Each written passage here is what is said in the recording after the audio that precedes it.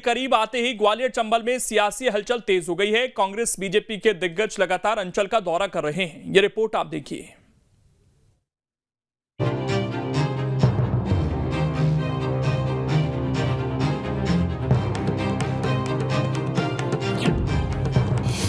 ग्वालियर चंबल बना सियासत का एपिसेंटर।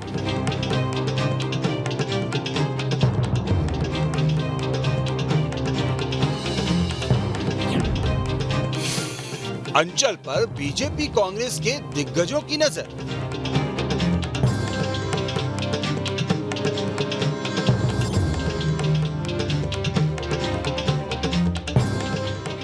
जी हां, चुनावी साल में ग्वालियर चंबल फिर से हलचल तेज है।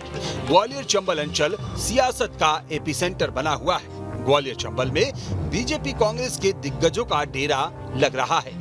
केंद्रीय पदाधिकारियों से लेकर मंत्री और दिग्गजों का जनसंपर्क जारी है। हाल ही में सीएम शिवराज की ग्वालियर में सभा हुई। सिंधिया भी लगातार ग्वालियर संभाग का दौरा कर रहे हैं, तो कांग्रेस के नेता भी एक के बाद एक ग्वालियर चंबल अंचल में कैंप कर रहे हैं। कांग्रेस के अजय सिंह राहुल भी ग्वालियर चंबल का दौरा कर चुके हैं। बहरहाल अब आगे बढ़ने से पहले ग्वालियर चंबल अंचल के सियासी समीकरण को भी समझ लेते हैं, जिससे तस्वीर और साफ हो सके। तो ग्वालियर चंबल में 8 जिले और 34 विधानसभा सीटें हैं। 2018 में यहां कांग्रेस को 26, बीजेपी को 7 और 1 सीट बीएसपी को मिली। कमलनाथ सरकार गिरने के बाद एमपी में 28 सीटों पर उपचुनाव हुए। इसमें बीजेपी को 19 सीटें और कांग्रेस को 9 सीटों पर जीत मिली। जिन 28 सीटों पर उपचुनाव हुए थे, उनमें से 16 सीटें ग्वालियर चंबल अंचल की थी। उपचुनाव के बाद ग्वालियर चंबल की 34 में 16 सीटें बीजेपी और 17 कांग्रेस के पास हो गई। ग्वालियर चंबल अंचल में लोकसभा की 4 सीटें हैं और ये सभी बीजेपी के पास हैं। मतलब राज्यसभा सांसद ज्योतिरादित्य सिंधिया सहित अंचल से बीजेपी के 5 सांसद हैं। लेकिन निकाय चुनाव में ग्वालियर चंबल में बीजेपी की जमीन खिसक गई। ग्वालियर और मुरैना नगर निगम बीजेपी के हाथ से निकल गए। भिंड की लहार नगर पालिका में बीजेपी का सुपड़ा साफ हो गया था। तो ग्वालियर चंबल के ये आंकड़े बता रहे हैं कि आखिर क्यों कांग्रेस और बीजेपी के दिग्गज यहां ताकत झोंक रहे हैं। 2018 में ग्वालियर चंबल में पिछड़ने का खामियाजा बीजेपी को 15 महीने के वनवास के तौर पर चुकाना पड़ा था। हालांकि उपचुनाव के बाद कांग्रेस की स्थिति भी कमजोर हो गई थी, क्योंकि इस अंचल के 16 विधायक सिंधिया के साथ चले गए थे।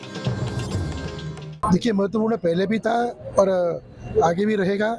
और इस ग्वालियर अंचल में हमेशा भारतीय जनता पार्टी का प्रभाव रहा है, दबदबा रहा है। और जहाँ तक अभी चुनाव की बात आप कर रहे हैं, भारतीय जनता पार्टी आज ही से चुनाव की तैयारी नहीं कर रही। संगठन हमारा पूरे 5 साल तक एक्टिव रहता है। कई तरह के कार्यक्रम हम लोग करते रहते हैं। आज भी जो 1 महीने का कार्यक्रम हम लोगों का चल रहा है। परफॉर्मेंस पहले से ज्यादा अच्छी रहेगी, इसमें कोई दो मत नहीं है। कर्नाटक के चुनाव में आपको छोटा उदाहरण दे दूं। कर्नाटक के चुनाव में अमित शाह ने विंडसर होटल के बगल में घर लिया था। 3 हफ्ते पूरे टाइम रहे।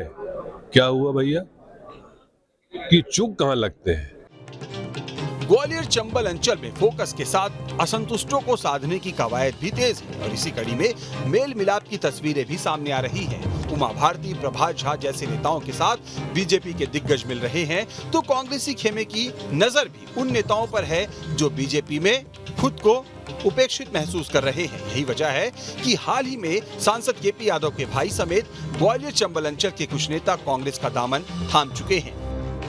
बिल्कुल सही कह रहे हैं आप कि ये ग्वालियर चंबल संभाग एपिसेंटर बन गया। नहीं, एपिसेंटर है ही, क्योंकि कांग्रेस और भारतीय जनता पार्टी दोनों के लिए ग्वालियर चंबल से ही सबसे बड़ी चुनौती मिली थी पिछले चुनाव में।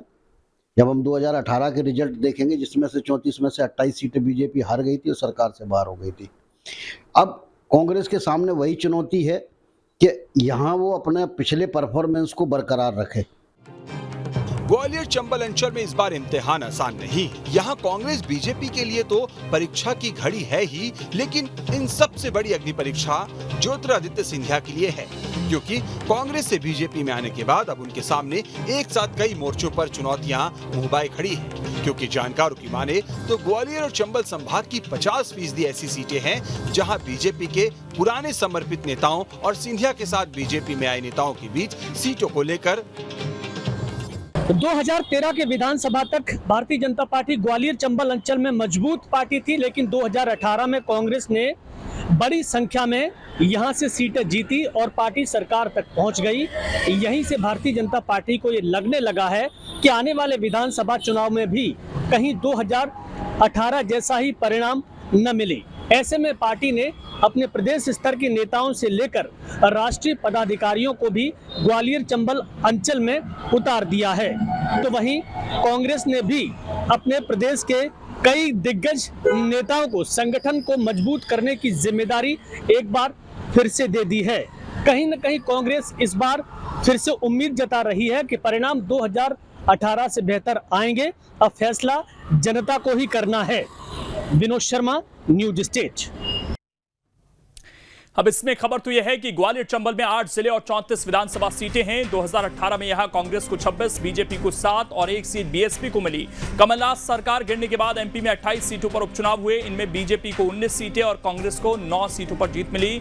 जिन 28 सीटों पर उपचुनाव हुए थे उनमें से 16 सीटें ग्वालियर चंबल की थी। उपचुनाव के बाद ग्वालियर चंबल की 34 में से 16 सीटें बीजेपी और 17 कांग्रेस के पास हैं। ग्वालियर चंबल अंचल में लोकसभा की 4 सीटें हैं और ये सभी बीजेपी के पास हैं। मतलब राज्यसभा सांसद ज्योतिरादित्य सिंधिया सहित अंचल से बीजेपी के 5 सांसद हैं। लेकिन निकाय चुनाव में ग्वालियर चंबल में बीजेपी की जमीन खिसकी। ग्वालियर और मुरैना नगर निगम बीजेपी के हाथ से निकल गए।